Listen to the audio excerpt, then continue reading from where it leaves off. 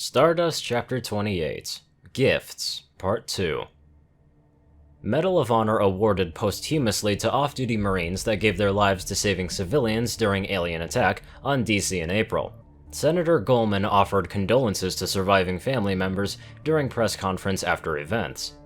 Economists are baffled at the collapse of PMC organizations in the wake of alien attacks. All signs pointed to boom in private military company contracts after alien attacks became widespread, but big-name companies are tightening their belts, citing unexpected shortage of experienced operators. 2:29 p.m. May 13th, 2015. Barracks. Matt stepped into the barracks lobby and gave it a quick scan before walking towards a small knot of soldiers playing pool at one of the tables. He stopped and waited for one of the players to take a shot before he stepped forward and got their attention. Gentlemen, have any of you seen Jenkins come through here?" Blank stares and shrugs were the initial response Matt got, and he had to resist the urge to facepalm as he realized the reason why. They're all new. Of course they don't know Jenkins yet. A woman, black hair, blue eyes, wears a hooded sweater and gloves, probably looked tired or stressed out. Yeah, I saw her, heading for Bradford's office, last that I saw," one of the rookies said while nodding to the staircase heading to the upper level of the barracks. "She looks rather stressed." A sideways glance at the other player at the table was followed by a grin. "She was also wearing striped casual clothes, but I don't recall seeing her during the introductions. I'm not the only one who would remember a looker like her if we met before." "You're not her type. Thank you for helping, gentlemen," Matt explained briskly before heading towards the staircase. He had made it halfway up to the stairs before the intercom buzzed a message for strike teams to assemble. As he turned to descend the stairs to head to the ready room, the door to Bradford's office slid open to reveal Lana. Lana's expression went from disgruntled to nuclear the moment her eyes fell upon Matt. "Oh, that's just fucking perfect," she laughed bitterly. "So, let me guess, you're here to escort the crazy person back to medical. He'd naturally send you to do it." What are you talking about?" Matt asked as Lana stomped down the stairs towards him.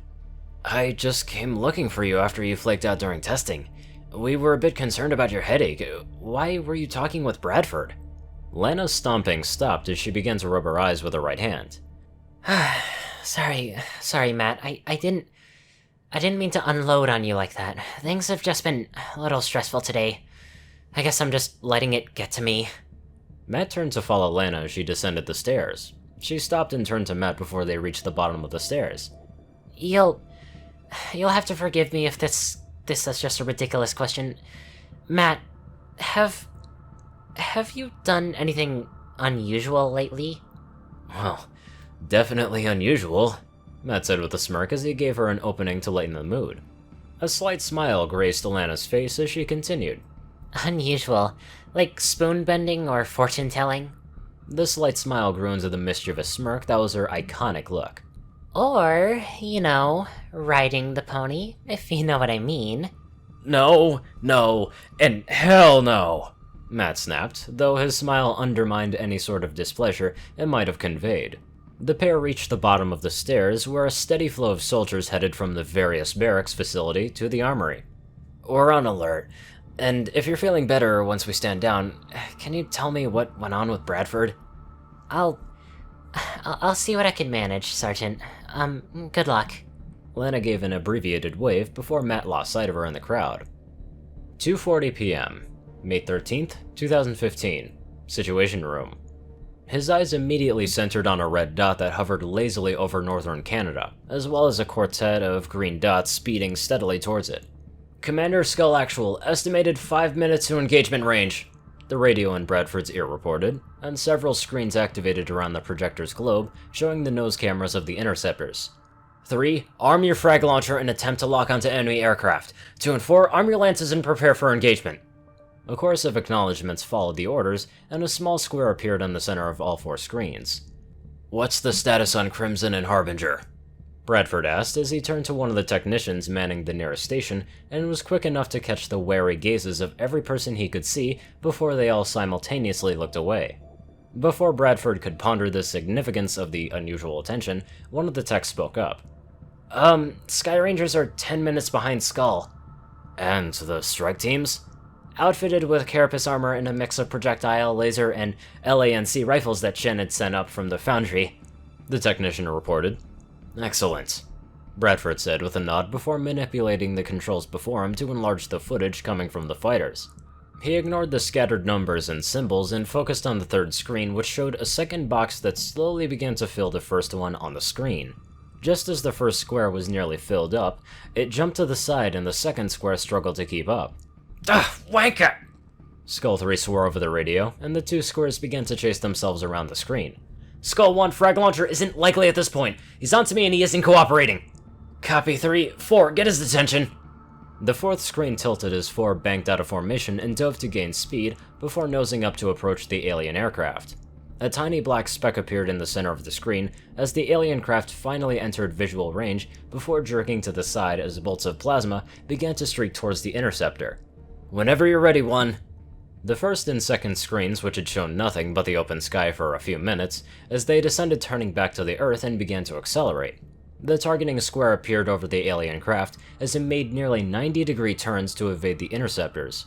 Bright purple lines of energy leapt towards the alien ship and connected with seemingly no effect until a second and third bolt impacted the alien craft and it began to wobble and lose altitude. A fourth shot impacted with the aft section, and any resemblance of controlled flight was completely lost as the alien craft dropped like a rock. Command Actual, Skull 1, confirm kill on the alien craft. Uploading crash location now. Advise strike teams that civilians may be in the area. I'm seeing movement from the crash site. Survivors are confirmed. Bradford couldn't hide his smirk at the performance of both his pilots and their new weapons, and had just opened up his mouth to congratulate them when Skull 4 interrupted him. Whenever you're ready, 1. What? Bradford thought as he blinked and rubbed his eyes before focusing on the screens again. Both the first and second screen showed the Skull 1 and 2 beginning their dives on the target, as well as the 4 strikes that knocked the invader ship out of the sky. He found himself whispering the squadron's leader's own words as he reported the kill and the crash location. A long moment passed before Bradford finally spoke up. Copy, Skull 1. Remain on station and observe the crash site. Strike 5, Strike 6, an alien patrol ship was successfully intercepted in rural Canada. You have 2 objectives to complete. The first is the live capture of the outsider alien controlling the craft. Dr. Valen feels the arc throwers and arc grenades will destabilize their bodies enough for them to revert back to their crystalline form. The second objective is the elimination of all alien forces that survive the crash. Interceptors report civilians in the area, so check your targets. Good luck. To anyone else in the room, the commander's briefing was no different from any of the others that he had given to the strike teams. David Bradford was a pillar of confidence and solidarity in the face of horrendous losses and monstrous enemies. To show anything but that same steely resolve would undermine his every effort thus far, and so it took every ounce of his discipline to not show the growing worry that had taken root in his mind. What was that? I did not imagine that, he asked himself for the 5th time in as many minutes. While in the process of his 6th repetition of the thought, the conversation with Jenkins came back to him. No, that's not possible. That's not possible. Any further contemplation on the subject was interrupted by reports from the Sky Rangers. Command, Crimson, Sky 5 has been delivered, assuming Overwatch. Command, Harbinger, Strike 6 is deployed, assuming Overwatch. Strike teams, thermal scans can't penetrate the crash ship's hull, but they do show several thermal signatures in the nearby structure. The system can't confirm civilian or alien at this time. If all other explanations are ruled out, then any remaining explanations must be true. The idle thought pushed all others out of Bradford's mind as he now scanned the myriad of armored cameras, as well as the overhead views being provided by the Sky Rangers. He slowly pulled in a long breath through his nose before concentrating on the screens. Understood. Strike 5 will secure the crash site. Strike 6 will sweep the house for survivors. Strike 6 leapfrogged from cover to cover as they made their way to the farmhouse.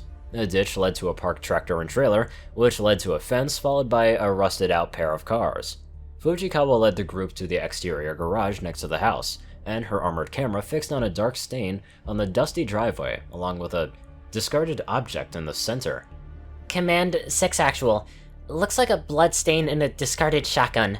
A drag pattern is heading into the house. A laser rifle entered the frame and pointed towards the door. Jackson, you take Team 2 around the back. I'll take Team 1 through the front. Copy that. Half the armor cameras for Strike 6 began to bob as they sprinted for the house, though they all uniformly froze as they approached. Captain? I hear screaming. There are civilians inside. Double time it, soldier! All of the Strike 6 burst into action as the first half stacked up by the front door, while the second half piled up onto the back door. Just as two of the cameras faced their respective doors, two things happened.